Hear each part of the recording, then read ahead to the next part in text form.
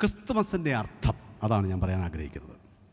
സ്വർഗം ഈ ഭൂമിയെ മുത്തമിട്ട അസുലഭ നിമിഷം, ദൈവം തമ്പുരാനൊരു ശിശുവായിട്ട് ഭൂമിയിലേക്ക് മാറിയ നിമിഷം. പണ്ടിടെ EK നായനാർ, പുള്ളി മലബാറുകാരനാണ്, ഞാനും മലബാറുകാരനാണ്. EK നായനാറിൻ്റെ കാലഘട്ടത്തിൽ 2 പേര് ഗൾഫ് രാജ്യത്ത് വന്നു. പക്ഷെ അവർ ഈ കേരള ഗവൺമെൻറ്റിനോട് പറയാതെയാണ് വന്നത്. അപ്പോൾ അന്ന് EK നായനാർ സരസനായ മനുഷ്യനാണ്. അദ്ദേഹം പറഞ്ഞു, പടച്ചോനാണെങ്കിലും പറഞ്ഞിട്ടേ വരാവൂ എന്ന് അദ്ദേഹം ഒരു പ്രസ്താവന നടത്തി. എന്ന് പറഞ്ഞാൽ ആ ദൈവം തമ്പുരാൻ വന്നെന്ന് പറഞ്ഞാലും പറഞ്ഞിട്ടേ വരാൻ പാടുള്ളൂ. മനുഷ്യൻ പാപം ചെയ്ത നാളിൽ തന്നെ ദൈവം മനുഷ്യനെ അന്വേഷിച്ചുകൊണ്ട് വരികയാണ്. മനുഷ്യനെ ദൈവം ഏദൻ തോട്ടത്തിലാക്കി ഒരു കൽപ്പന കൊടുത്തു, സകല വൃക്ഷത്തിൻ്റെയും ഫലം തിന്നാം, പക്ഷേ തോട്ടത്തിൻ്റെ നടുവിൽ നിൽക്കുന്ന വൃക്ഷം തിന്നുന്ന നാളിൽ നീ മരിക്കും. മനുഷ്യൻ തിന്നു, പാപിയായി തീർന്നു. എന്നാൽ ദൈവം അവനെ കൈവിട്ടില്ല. 3-ാം അധ്യായം ഉൽപ്പത്തി പുസ്തകത്തിൽ ദൈവം ആ തോട്ടത്തിലേക്ക് വന്നുകൊണ്ട് ചോദിക്കുകയാണ്, ആഡം വേർ ആർ യു? മനുഷ്യ നീ എവിടെ? ആദാമേ നീ എവിടെ? അവനെ അന്വേഷിച്ചു കൊണ്ടുവരുന്ന ഒരു ദൈവം, സ്നേഹനിധിയായ ദൈവം, അവനെ കൈവിടാത്ത ദൈവം, അവന് വേണ്ടി ഒരു പദ്ധതി ഒരുക്കുന്ന ദൈവം. അവൻ പറയുകയാണ്, നീ ചെയ്തിരിക്കുന്ന പാപം മുഖാന്തരം ഈ ഭൂമി ശപിക്കപ്പെട്ടിരിക്കുന്നു. പിശാചിനെ അവൻ ശപിച്ചു, പാമ്പിനെ ശപിച്ചു, ഭൂമിയെ ശപിച്ചു, മനുഷ്യന് ശിക്ഷാവിധി കൊടുത്തു. പക്ഷേ അതിൻ്റെ അകത്തൊരു മോചനത്തിൻ്റെ സന്ദേശമുണ്ട്. എന്താണെന്നറിയാമോ? ഒരു ദിവസം സ്ത്രീയുടെ സന്തതിയായിട്ട് ആരോ വരുവാൻ പോകുന്നു. ആ സ്ത്രീയുടെ സന്തതി പാമ്പിൻ്റെ തലയെ തകർക്കുവാൻ പോകുന്നതാണ്. സർപ്പത്തിൻ്റെ തലയെ തകർക്കുന്ന ആ സ്ത്രീയുടെ സന്തതി ആരാണ് എന്ന് തലമുറകളായി, നൂറ്റാണ്ടുകളായി ആളുകൾ അന്വേഷിക്കുകയാണ്. പഴയ നിയമത്തിലെ പ്രവാചകന്മാർ വളരെ വ്യക്തമായിട്ട് എഴുതി അവൻ ആരാണ്, എവിടെ ജനിക്കും, ഏത് കുലത്തിൽ ജനിക്കും, ഏത് സ്ഥലത്ത് ജനിക്കും, ആരിലൂടെ ജനിക്കും. വളരെ വ്യക്തമായിരിക്കുന്ന പ്രവചനങ്ങൾ. ലോകത്തിലൊരു മനുഷ്യനെക്കുറിച്ച് മാത്രമേ അവൻ ജനിക്കുന്നതിന് മുമ്പേ അവൻ എവിടെ ജനിക്കുമെന്നും ആരിലൂടെ ജനിക്കുമെന്നും ഏത് ഗോത്രത്തിൽ ജനിക്കുമെന്നും ഏത് ജാതിയിൽ ജനിക്കുമെന്നും വ്യക്തമായിട്ട് രേഖപ്പെടുത്തിയിട്ടുള്ളൂ. അതുകൊണ്ടാണ് ഗലാത്യ പുസ്തകം 4-ാം അധ്യായം 4-ാം വാക്യത്തിൽ വായിക്കുന്നത്, in the fullness of time God send forth his son. കാലസമ്പൂർണ്ണതയിൽ ദൈവം തൻ്റെ പുത്രനെ ഈ ഭൂമിയിലേക്ക് അയച്ചു. സ്വർഗം ഭൂമിയെ മുത്തമിട്ടു. അതാണ് ക്രിസ്മസ്. ഇന്ന് ക്രിസ്മസ് എന്ന് പറയുമ്പോൾ ക്രിസ്തുമസിലെ ക്രൈസ്റ്റ് എന്നുള്ള വാക്ക് പോലുമില്ല. ഉണ്ടോ? നമ്മളെല്ലാം പറയുന്നത് എക്സ്മസ് എന്നല്ലേ പറയുന്നത്. അപ്പോൾ ക്രൈസ്റ്റ് എന്നുള്ളത് നമ്മൾ വെട്ടി. ശരിക്കും പറഞ്ഞാൽ എക്സ് എന്ന് പറഞ്ഞാൽ ക്രിസ്റ്റോസ് എന്ന വാക്കിൻ്റെ ആദ്യത്തെ വാക്കാണ് എക്സ്. പക്ഷേ നമ്മളിപ്പോൾ എക്സ് ഉപയോഗിക്കുന്നത് ഒന്നുമില്ലാത്തതിനാണ്. പണ്ട് ഏതോ ഒരു ശാസ്ത്രജ്ഞൻ വായു ഇല്ലാത്തൊരു കുഴലിലൂടെ കരണ്ട് കയറ്റി വിട്ടപ്പോൾ അദ്ദേഹത്തിൻ്റെ കൈ അതിൻ്റെ മറുപുറത്തിരുന്നു. ആ എല്ലുകൾ മുഴുവൻ ഒരു മേശപ്പുറത്ത് കണ്ടപ്പോൾ അദ്ദേഹം പെട്ടെന്ന് കൈവരിച്ചു. പിന്നീടാണ് അദ്ദേഹത്തിന് മനസ്സിലായത് ഇതിലൂടെ ഒരു രശ്മി പോകുന്നുണ്ട്. ആ രശ്മിക്ക് എന്ത് പേര് വിളിക്കും? പേരില്ലാത്തതിനെ നമ്മൾ വിളിക്കുന്ന പേരാണ് എക്സ്, അല്ലേ? അത് ഫിസിക്സിലാണെങ്കിലും കണക്കിനാണെങ്കിലും പേരില്ലാത്ത നമ്മൾ പറയുന്നത് XYZ എക്സ്. യേശുവിൻ്റെ പേര് പോലും വെട്ടി എക്സ്. യേശുവില്ലാത്ത ആഘോഷങ്ങൾ.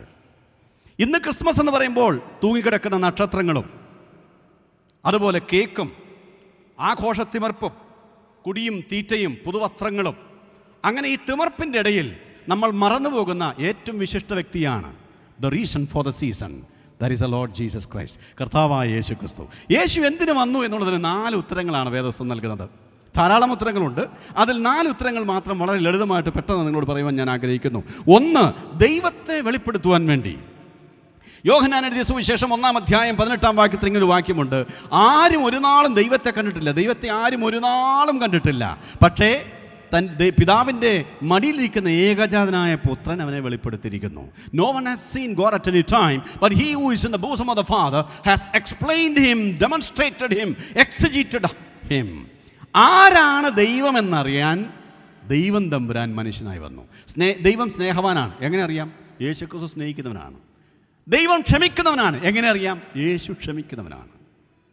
ദൈവം ദീർഘക്ഷമ കാണിക്കുന്നവനാണ്. എങ്ങനെ അറിയാം? യേശു ദീർഘക്ഷമ കാണിക്കുന്നവനാണ്. ദൈവം നമ്മോടൊപ്പം ഉള്ളവനാണ്. എങ്ങനെ അറിയാം? യേശു നമ്മോടൊപ്പം ഉള്ളവനാണ്. അതുകൊണ്ട് അവനെ ഇമ്മാനുവേൽ എന്ന് വിളിക്കാൻ കാരണം. യേശു രോഗം സൗഖ്യമാക്കുന്നവനാണ്. എങ്ങനെ അറിയാം? അവൻ സൗഖ്യമാക്കി. അവൻ ജീവൻ്റെ ദാതാവാണ്. എങ്ങനെ അറിയാം? മരിച്ചവരെ ഉയർത്തുന്നേൽപ്പിച്ചു. വിശക്കുന്നവനെ വിശപ്പറിയുന്നവനാണ് യേശു ക്രിസ്തു. എങ്ങനെ അറിയാം? 5000 പേർക്ക് ഒരു സമയത്തും 4000 പേർക്ക് മറ്റൊരു സമയത്തും ഭക്ഷണം കൊടുത്തുകൊണ്ട് യേശു ക്രിസ്തു അവരുടെ വയറ് നിറച്ചു. കണ്ണ് നിറഞ്ഞിരിക്കുന്നൊരു വിധവയുടെ കണ്ണ് കണ്ടപ്പോൾ കർത്താവ് യേശു ക്രിസ്തു നൈൻ എന്ന് പറയുന്ന പട്ടണത്തിൽ ആദ്യം ഭർത്താവ് മരിച്ചു, പിന്നെ ഏക ആശ്രമായ മകനും മരിച്ചു. അവൻ പറഞ്ഞു, ആ മഞ്ചം താഴേക്ക് ഇറക്കി വെക്കുക. താഴേക്ക് ഇറക്കി വെച്ച് ആ യുവാവിന് ജീവൻ കൊടുത്ത് അമ്മയുടെ മുഖത്ത്, അതായത് ദുഃഖവും വേദനയും തളം കെട്ടി നിൽക്കുന്ന ആ അമ്മയുടെ മുഖത്തു പ്രകാശം വിതറുവാൻ യേശുക്രിസ്തുവിന് മാത്രമേ കഴിയൂ. Jesus came to change everything. യേശുക്രിസ്തു ജനിച്ചത് കന്യകയിലൂടെയാണ്. പുരുഷ സംസ്കൃതമില്ലാതെ എങ്ങനെയാണ് ഒരു കന്യക ഗർഭിണിയാകുക? ചരിത്രത്തിന് മനസ്സിലാകുകയില്ല, സയൻസിന് മനസ്സിലാകുകയില്ല. Biological impossibility, ജീവശാസ്ത്രപരമായിട്ടൊരു സാധ്യതമില്ല. എന്നാൽ യേശുക്രിസ്തു ജനിച്ചപ്പോൾ ജീവശാസ്ത്രം തോറ്റുപോയി. യേശുക്രിസ്തു വെള്ളത്തിൽ നടന്നപ്പോൾ ഫിസിക്സ്, രസതന്ത്രം അല്ല ഊർജതന്ത്രം അത് തോറ്റുപോവുകയാണ്. യേശുക്രിസ്തു വന്നപ്പോൾ ചരിത്രം മാറുകയാണ്. എന്തിനധികം പറയുന്നു, കർത്താവായ യേശുക്രിസ്തു ക്രൂശിൽ കിടക്കുമ്പോൾ കൂടെ കിടന്ന കള്ളൻ്റെ ഭാവി പോലും മാറ്റുന്നവനാണ്. He can change anything and everything. എല്ലാറ്റിനെയും മാറ്റുവാൻ ശക്തനായ ദൈവം, ആ ദൈവം മനുഷ്യനായി വന്നു. എന്തിനാണെന്നറിയാമോ? ദൈവം ആരാണെന്ന് നമുക്ക് മനസ്സിലാക്കുവാൻ വേണ്ടി. ദൈവം ഒരുപക്ഷെ മനുഷ്യനായില്ലായിരുന്നുവെങ്കിൽ ദൈവം ആരാണെന്ന് നമുക്കൊരിക്കലും മനസ്സിലാകുകയില്ലായിരുന്നു. അതുകൊണ്ട് ദൈവം നമ്മിൽ ഒരുവനായി തീർന്നു.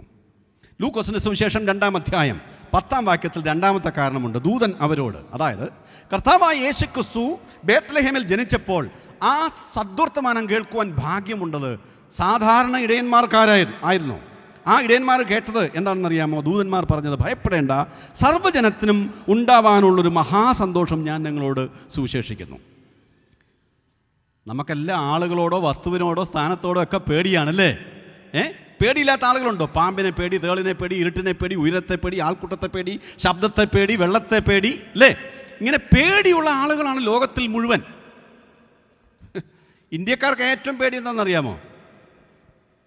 മേരാ പ്യാര ദേശവാസിയോം എന്ന ആരെങ്കിലും റേഡിയോയിലൂടെയോ ടി വിയിലൂടെ പറഞ്ഞാൽ അന്ന് എല്ലാവർക്കും പേടിയാണ്. കാരണം എന്താ?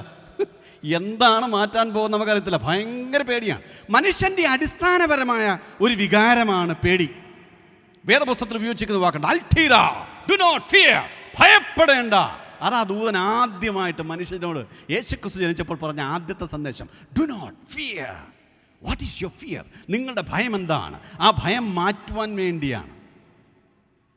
ഈ തിരുവനന്തപുരം ഭാഷ രസകരമായ ഭാഷയാണ്. നിങ്ങളൊക്കെ പിന്നെ ഈ അച്ചടി ഭാഷ സംസാരിക്കുന്ന ആളുകളാണ് കേട്ടോ. അക്ഷരനഗരിയിലെ ആളുകളായതുകൊണ്ട് നിങ്ങൾ അച്ചടി ഭാഷയാണ്. അപ്പോൾ ഈ തിരുവനന്തപുരം ഭാഗത്ത് 2 പേര് ബസ്സിലിങ്ങനെ പോവുകയാണ്. ബസ്സിൽ നല്ല സ്പീഡിൽ അടിച്ച് വിട്ട് പോവുകയാണ്. നല്ല സ്പീഡിൽ പോകുന്ന സമയത്ത് ഈ ഇടതുവശത്തിരിക്കുന്നവൻ വലത്തോട്ട് വരും, വലത്തോട്ടിരിക്കുന്നവൻ ഇടത്തോട്ട് വരും. കാരണം ഇങ്ങനെ ചാഞ്ഞും ചെരിഞ്ഞും ഒക്കെ വളവൊക്കെ വീശിയെടുത്ത് നല്ല സ്പീഡിൽ പോയ സമയത്ത് ഒരു തിരുവനന്തപുരംകാരൻ അടുത്ത തിരുവനന്തപുരംകാരനോട് പറയാണ്, വാട്ടിക്കുന്നവനെ ജ്വാലി, ഇവിടെ പിറകിയിരിക്കുന്ന നമുക്ക് പ്യാടി എന്ന് പറഞ്ഞാൽ മനസ്സിലായോ? ഓടിക്കുന്നവന് തമാശ, ഇവിടെ പുറകിരിക്കുന്ന നമുക്ക് പേടി. കാരണം എന്താ? ഇവൻ എവിടെയെങ്കിലും കൊണ്ട് ഇടിച്ചു നിർത്തുമോ, നമ്മൾ അപകടത്തിൽ പെടുമോ, ജീവൻ പൊലിഞ്ഞു പോകുമോ, ഇതാ പേടി. എൻ്റെ അമ്മച്ചി ഈ ശ്വാസമൊക്കെ പ്രയാസം വരുമ്പോൾ നമുക്കൊരു പേടി ഇല്ലയോ? ചങ്കത്ത് എന്താണെന്ന് അറിയില്ല, 2-3 ദിവസമായിട്ട് ചങ്കത്ത് ഈ ഭാഗത്തൊരു വേദന. എന്താ ഒരു ഉരുണ്ട് കയറ്റം. നമ്മൾ ഈ 2 വർഷം കൊറോണ കാലത്ത് നമുക്കറിയാം, മനസ്സിലായി നമ്മളല്ലേ എന്താണ് മനുഷ്യൻ്റെ ജീവിതം. എത്ര പേരാണ് ഭയത്തിൽ കഴിഞ്ഞത്? മാസ്ക് വെക്കാൻ പറയുമ്പോഴേക്ക് ഉടനെ മാസ്ക് വെക്കുന്നു. സോഷ്യൽ ഡിസ്റ്റൻസ് എന്ന് പറയുമ്പോൾ ഒന്ന് സോഷ്യൽ ഡിസ്റ്റൻസ്. ആരെങ്കിലും 10 പേര് കൂടിയിരിക്കുന്ന സമയത്ത് ഒന്ന് തുമ്മിയാൽ മതി, ആ 10 പേര് അപ്രത്യക്ഷമാകും. അത്രയ്ക്ക് പേടിയായിരുന്നു. നമുക്കെല്ലാം പേടി. പല പേടികളുണ്ട്, ഞാൻ പറഞ്ഞല്ലോ, പല പേടികളുണ്ടെങ്കിലും ലോകത്തിലെ ഏറ്റവും പേടി മരണപ്പേടിയാണ്, മരണഭയം. പണ്ടൊരു വല്യമ്മച്ചി ഉണ്ടായിരുന്നു. ഈ വല്യമ്മച്ചിമാർക്കൊരു രസമുണ്ട് കേട്ടോ. എൻ്റെ ഭർത്താവേ, എന്നെ ഇങ്ങനെ കഷ്ടപ്പെടുത്ത, എന്നെ അങ്ങ് വിളിക്കണമേ. ഓ, ഈ ഷുഗറും ഈ കിഡ്നിയുടെ അസുഖവും മുട്ടിൻ്റെ വേന്, എന്നെ അങ്ങ് വിളിച്ചേക്കണമേ. അമ്മച്ചിയുടെ പ്രാർത്ഥന എന്നും ഇതാണ്. അപ്പോൾ ഈ അമ്മച്ചിയുടെ കൊച്ചുമക്കളുണ്ട്, ഭയങ്കര വിരുദ്ധന്മാരാണ്. അപ്പോൾ അവർ വിചാരിച്ചു അമ്മച്ചിക്കിട്ട് ഒരു പണി കൊടുക്കണം. അപ്പോൾ എന്നും പതിവ് പോലെ അമ്മച്ചി കുഴമ്പൊക്കെ തേച്ച് കട്ടിലിന് മുകളിൽ ഇരുന്നിട്ട് പറയാണ്, എൻ്റെ ഭർത്താവേ, എന്നെ എന്തിനായി വെച്ചുകൊണ്ടിരിക്കുന്നത്, ഒരു ഉദ്ദേശമില്ല, എന്നെ അങ്ങ് വിളിച്ചേക്കണമേ എന്ന് പറഞ്ഞ് ഈ പ്രാർത്ഥന തുടങ്ങി. അപ്പോഴേക്ക് 4 ആമ്പിള്ളാർ ഈ കട്ടിലിൻ്റെ ഈ കാല് പിടിച്ച് പതുക്കെ പൊക്കി. തട്ടിൻ്റെ പുറത്തിരുന്ന് 5-ാമത്തെ പറഞ്ഞു, മകളെ, നിൻ്റെ പ്രാർത്ഥന നാം കേട്ടിരിക്കുന്നു. ഇത് പറയുകയും ഈ 4 കൊച്ചുമക്കൾ ഈ 4 കട്ടിലിൻ്റെ കാലും കൂടെ ഒരേപോലെ പൊക്കി. അപ്പോൾ അമ്മച്ചിക്ക് മനസ്സിലായി പ്രാർത്ഥന ദൈവം കേട്ട് മുകളിലോട്ട് എടുക്കാമെന്ന്. ഉടനെ അമ്മച്ചി പറഞ്ഞു, യുയ്യോ, ഇപ്പോൾ വേണ്ട, ഒരു മനുഷ്യനും ജീവിച്ചിട്ട് കൊതി തീർന്നിട്ടില്ല, അവൻ ഇപ്പോഴും ജീവിക്കണമെന്ന് ആഗ്രഹം. പക്ഷേ മരണത്തിൻ്റെ കാര്യം വരുമ്പോൾ മനുഷ്യന് ഭയമാണ്. ഞാൻ ചോദിക്കട്ടെ, what is your biggest fear? മനുഷ്യൻ്റെ ഏറ്റവും വലിയ പേടി എന്താണ്? യേശുക്രിസ്തു രക്തസ്രാവക്കാരിയോട് പറഞ്ഞു, ഭയപ്പെടേണ്ട. വെള്ളത്തിന്മീതെ നടക്കുന്നത് കണ്ടപ്പോൾ ശിഷ്യന്മാർ പേടിച്ചിരണ്ടു. യേശുക്രിസ്തു പറഞ്ഞു, ഭയപ്പെടേണ്ട. ഉയർത്തെഴുന്നേറ്റ ശേഷം പേടിച്ചിരണ്ട ശിഷ്യന്മാരോട് യേശുക്രിസ്തു പറഞ്ഞു, ഭയപ്പെടേണ്ട. എല്ലാ ആളുകളോടും യേശുക്രിസ്തു പറയുന്നതാണ്, ഭയപ്പെടേണ്ട. യേശുക്രിസ്തു ഈ ഭൂമിയിലേക്ക് വന്നതിൻ്റെ ഉദ്ദേശം തന്നെ ഭയത്തെ മാറ്റുവാൻ വേണ്ടിയാണ്. ഞാനൊരു വാക്യം വായിക്കട്ടെ. എബ്രായ ലേഖനം 2-ാം അധ്യായം 14-15 വാക്യങ്ങൾ. മക്കൾ ജഡരക്തത്തോടു കൂടിയവർ ആകൊണ്ട് അവനും അവരെപ്പോലെ ജഡരക്തങ്ങളോട് കൂടിയവനായി മരണത്തിൻ്റെ അധികാരിയായ പിശാചിനെ തൻ്റെ മരണത്താൽ നീക്കി ജീവപര്യന്തം മരണഭീതിയാൽ അടിമകളായിരുന്നവരെയൊക്കെയും വിടുവിച്ചു. നമ്മുടെ മരണഭയം മാറ്റുവാൻ വേണ്ടി യേശുക്രിസ്തു ഭൂമിയിൽ വന്നു. 1, ദൈവത്തെ വെളിപ്പെടുത്താൻ. 2, മരണത്തിൻ്റെ ഭയത്തെ മാറ്റാൻ. ഈ മരണത്തെ ഭയപ്പെടുന്നതിൻ്റെ കാരണം എന്താണെന്നറിയാമോ? ഇതിന് ശേഷം എങ്ങോട്ടാണ് പോകുന്നത് നമുക്ക് നിശ്ചയമില്ലാത്തതുകൊണ്ടാണ്. എന്നാൽ എൻ്റെ മരണവാതിൽക്കപ്പുറം എന്നെ കൈപിടിച്ച് നിത്യത്തിലേക്ക് നടത്തുവാൻ ആരെങ്കിലും ഉണ്ടെങ്കിൽ, വീട് വരെ ഉറവ് വീതി വരെ പിള്ളൈ, ഇത് തമിഴ്നാട്ടിലൊരു പാട്ടാണ്. മഹാകവി കണ്ണദാസൻ പറയാണ്, നിങ്ങൾ മരിച്ചു കഴിഞ്ഞൊരു പെട്ടിയിലാക്കുമ്പോൾ അവിടെയാണല്ലോ അടങ്ങിക്കിടക്കുന്നല്ലേ. പെട്ടിയിൽ മാത്രമേ മനുഷ്യൻ അടങ്ങിക്കിടക്കത്തുള്ളൂ. ആ കിടപ്പൊന്ന് കാണണം. കൈകൾ 2 നെഞ്ചത്ത്, കാലിൽ 2 കെട്ട്, മൂക്കിൻ്റെ അകത്ത് പഞ്ഞി, അറിയാതവൻ വല്ലതും സംസാരിച്ചു പോകുമോയെന്നറിയാൻ ആളുകൾക്ക് സംശയമുള്ളതുകൊണ്ട് താടിക്ക് വലിയൊരു കെട്ട്, എഴുന്നേറ്റ് എങ്ങും ഓടാക്കത്തില്ല. മനുഷ്യൻ ഏറ്റവും അധികം അടങ്ങിക്കിടക്കുന്നത് എവിടെയാണ്? ശവപ്പെട്ടിയിലാണ്. അന്നേരമാണ് ലോകത്തിലെ മുഴുവൻ, അയ്യോ ഈ മരിച്ചു കിടക്കുന്ന അച്ചായൻ എന്തോ ഒരു നല്ല മനുഷ്യനായിരുന്നു, ഓ ഈ അമ്മച്ചി എന്തൊരു ഏതാ ഭൂലോക വഴക്കാളിയായിരുന്നു അമ്മച്ചി. പക്ഷേ അത് പറയാൻ പാടില്ലല്ലോ. അതുകൊണ്ട് അനുസ്മരണ സമയത്ത് എനിക്ക് തോന്നുന്നു ആ മനുഷ്യന് ജീവനുണ്ടെങ്കിൽ ഒരു 250 പ്രാവശ്യമെങ്കിലും ചുമയ്ക്കും, അല്ല തുമ്മും. കാരണം എന്താ? ഈ പറയുന്നത് മുഴുവൻ അങ്ങനെ തുമ്മായിരിക്കാൻ വേണ്ടിയായിരിക്കും ചിലപ്പോൾ ഈ കെട്ടുന്നത് കേട്ടോ. ഏതായാലും വേണ്ടുകയല്ല. ഈ മനുഷ്യൻ മരിച്ചു കഴിയുമ്പോൾ ഏറ്റവും നിസ്സഹായവനായിട്ടാണ് അവൻ കിടക്കുന്നത്. അവൻ്റെ കൂടെ ആരാ പോകുന്നത്? കണ്ണദാസൻ പറയാണ്, നിങ്ങൾ മരിച്ചു കഴിയുമ്പോൾ നിങ്ങളുടെ വാതിൽ വരെ നിങ്ങളുടെ ഭാര്യ നിങ്ങളെ അനുഗമിക്കും, സുഹൃത്തുക്കൾ റോഡ് വരെ അനുഗമിക്കും, നിങ്ങളുടെ മക്കളും ഉറ്റവരും ഉടയവരും ചുടലക്കാട് വരെ അനുഗമിക്കും, മീതി വരും യാർ. അദ്ദേഹത്തിൻ്റെ ചോദ്യം ഇതാണ്. അതിനുശേഷം ശവക്കുഴിക്കും അപ്പുറം നിങ്ങളുടെ കൂടെ വരുവാൻ ആരാണ്? ഞാനൊരാളെ പരിചയപ്പെടുത്താം, കർത്താവായ യേശുക്രിസ്തു. യേശുക്രിസ്തു ഒരു മനുഷ്യനെ ഉയർത്തെന്നിപ്പിച്ചതിന് ശേഷം പറയുന്നൊരു വാക്യമുണ്ട്, If a man believes in me, though he dies, he shall live again.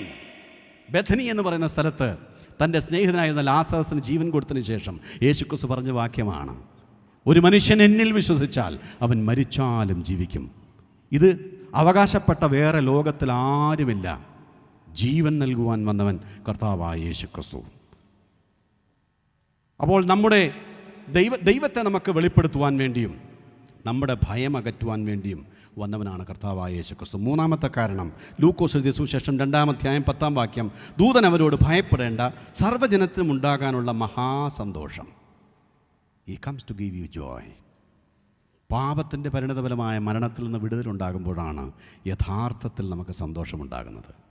ആത്യന്തമായ ആഴമുള്ള ഒരു സന്തോഷം നമ്മുടെ മുഖത്തുണ്ടാകണമെങ്കിൽ യേശു കർത്താവ് നമ്മുടെ ഉള്ളിൽ പിറന്നെങ്കിലേ മതിയാകൂ.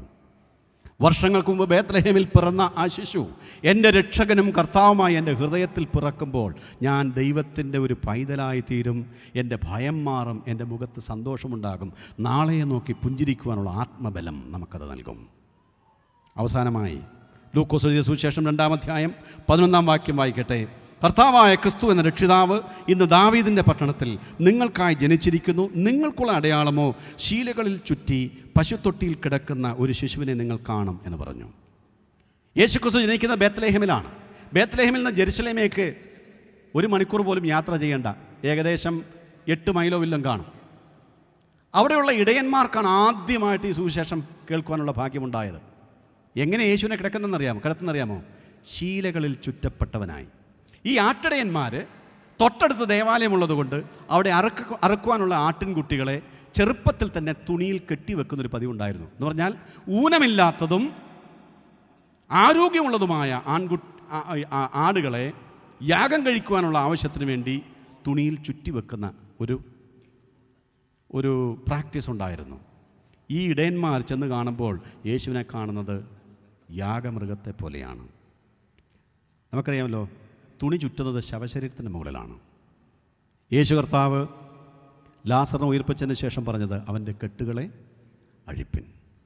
someone who is bound, which means he was born to die.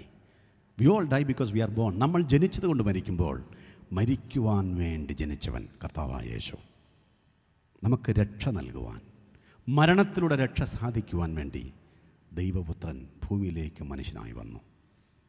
പ്രിയമുള്ളവരെ, ഇത് മതമല്ല, സഭയുടെ ഉപദേശമല്ല. ഇത് വാസ്തവത്തിൽ വേദപുസ്തകത്തിലെ സത്യമാണ്. ചില ആളുകൾ പറയും, നിങ്ങൾ സഭയുടെ കാര്യമാണ് പറയുന്നത്, മതത്തിൻ്റെ കാര്യമാണ് പറയുന്നത്, മതം മാറ്റുവാൻ വേണ്ടിയാണ് നിങ്ങൾ പറയുന്നത്. അല്ല, മതം മാറ്റുകയല്ല, മനം മാറ്റുകയാണ് ഉദ്ദേശം. എന്നെ തേടി ദൈവം വരികയാണ്. എന്തിനാ? ദൈവത്തിനെ വെളിപ്പെടുത്തുവാൻ, നമ്മുടെ ഭയമകറ്റുവാൻ, നമുക്ക് സന്തോഷം നൽകുവാൻ, ആത്യന്തികമായി നമുക്ക് രക്ഷ നൽകുവാൻ. മരണത്തിന് ശേഷം, മരണത്തിൻ്റെ പരിണിതഫലമായിരിക്കുന്ന, പാപത്തിൻ്റെ പരിണിതഫലമായ ഈ മരണത്തിന് ശേഷം നമ്മൾ പാപത്തിൽ മരിക്കുന്നതുകൊണ്ട് പാപത്തിൻ്റെ ശമ്പളമായ മരണം, നിത്യമരണം, നിത്യനരകം, അത് നമ്മുടെ ശിക്ഷാവധിയായി മാറുന്നു. ആ ശിക്ഷാവധിയെ തന്നിൽ വഹിച്ചുകൊണ്ട് അതിനൊരു ശാശ്വത പരിഹാരം കർത്താവായ യേശുക്രിസ്തു ഈ ഭൂമിയിൽ നമുക്ക് വേണ്ടി ഒരുക്കുന്നു. ആ കർത്താവിനെ എൻ്റെ നിങ്ങളുടെയും രക്ഷിതാവായിട്ട് അംഗീകരിക്കുമ്പോൾ ദൈവത്തിൻ്റെ കുടുംബത്തിൽ ഒരു ദൈവപൈതലായിട്ട് ജീവിക്കുവാൻ നമുക്ക് കഴിയും. അതിനായിട്ട് ഈ ലഘു സന്ദേശം നിങ്ങളെ സഹായിക്കട്ടെ എന്ന് പ്രാർത്ഥിക്കുന്നു. മരണഭയത്തെ പറ്റിയൊക്കെ നമ്മൾ കേട്ടു.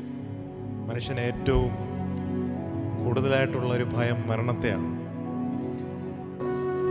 മരണത്തിനും അപ്പുറം നമുക്ക് ചിന്തിക്കാൻ പറ്റത്തില്ല. അത് മരണത്തിനപ്പുറവും നമ്മെ കരുതുന്ന ഒരു ദൈവം, നമുക്കായി ഒരു വീടൊരുക്കി വെച്ചിരിക്കുന്ന ഒരു ദൈവം, നമുക്കായി കാത്തിരിക്കുന്ന ഒരു ദൈവം. നമ്മൾ മരിക്കേണ്ട സ്ഥാനത്ത് കർത്താവ് നമുക്ക് വേണ്ടി മരിച്ചു. ആകെ ആവശ്യപ്പെടുന്ന ഒന്ന് മാത്രം, ഇത് എനിക്ക് വേണ്ടിയാണ് ചെയ്തതെന്ന് വിശ്വസിക്കുക. എനിക്ക് നിങ്ങൾക്ക് വേണ്ടിയാണ് ചെയ്തതെന്ന് വിശ്വസിച്ചാൽ മാത്രം മതി. ദൈവം നമ്മളെ മക്കളായി സ്വീകരിക്കുക. ദ ഗോസ്പൽ, സുവിശേഷം അത്രയ്ക്ക് സിമ്പിളാണ്. ദൈവം ഒന്നിനെയും കോംപ്ലിക്കേറ്റ് ചെയ്യുന്നില്ല. ഇത് വളരെ ഈസിയാണ് ഈ ലൈഫ് സ്റ്റൈൽ.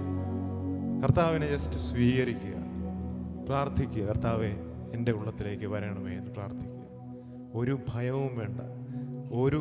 ഭാവിയെപ്പറ്റി ഒരു രീതിയിലും ഭയപ്പെടേണ്ട. കർത്താവ് കരുതിക്കൊള്ളൂ. പ്രത്യാശയോടെ നമുക്കായിരിക്കും.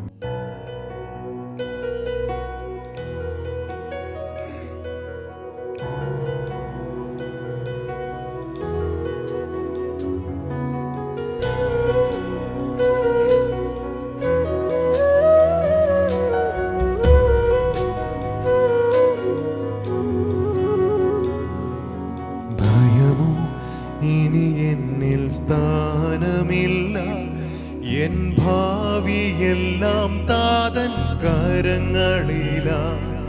നിരാശ ഇനി എന്നെ തൊടുകയില്ല, പ്രത്യാശയാൽ അനുദിനം വർദ്ധിക്കട്ടെ. ഭയമോ ഇനി എന്നിൽ സ്ഥാനമില്ല, എൻ ഭാവിയെല്ലാം താതൻ കരങ്ങളില. നിരാശ ഇനി എന്നെ തൊടുകയില്ല, പ്രത്യാശയാൽ അനുദിനം വർദ്ധിക്കട്ടെ. യാഹേ അങ്ങെന്നുമെൻ ദൈവം, തലമുറ തലമുറയാ. യാഹേ അങ്ങെന്റെ സങ്കേതം, തലമുറ തലമുറയായി. നീ മയങ്ങുകില്ല, നീ ഉറങ്ങുകില്ല, ഇസ്രായേലിൻ പരിപാലകൻ താൻ. നീ മയങ്ങുകില്ല, നീ ഉറങ്ങുകില്ല, ഇസ്രായേലിൻ പരിപാലകൻ താൻ.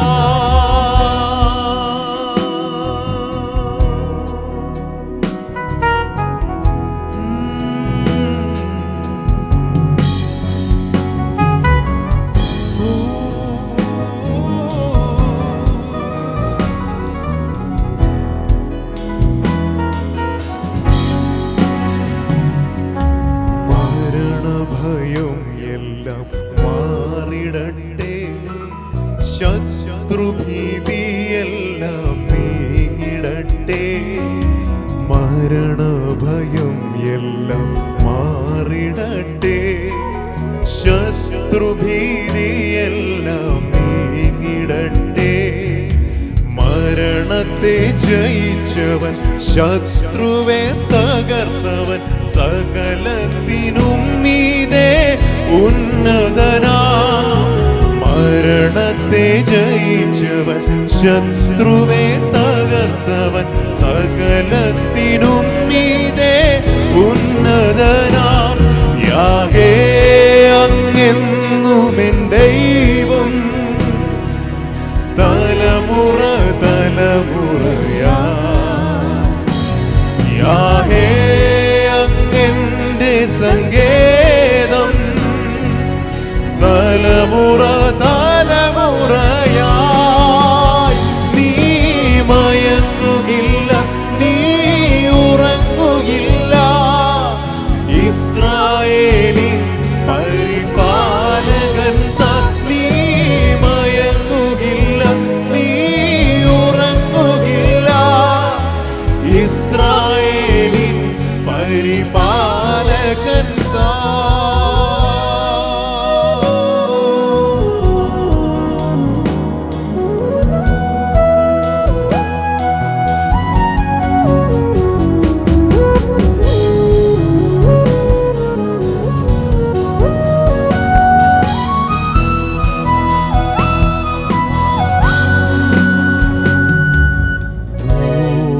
തോൽവികളെല്ലാം മാറിടട്ടെ, രോഗങ്ങൾ ക്ഷീണങ്ങൾ നീങ്ങിടട്ടെ. തോൽവികൾ എല്ലാം മാറിടട്ടെ, രോഗങ്ങൾ ക്ഷീണങ്ങൾ നീങ്ങിടട്ടെ. ജയാളിയായവൻ രോഗിക്കു വൈദ്യൻ, സർവശക്തൻ എന്റെ രക്ഷയല്ലോ. ജയാളിയായവൻ രോഗിക്കു വൈദ്യൻ, സർവശക്തൻ എന്റെ രക്ഷയല്ലോ. യാഹേ അങ്ങെന്നുമെൻ ദൈവം, തലമുറ തലമുറയാ. യാഹേ അങ്ങെന്റെ സങ്കേതം, തലമുറ തലമുറയായി.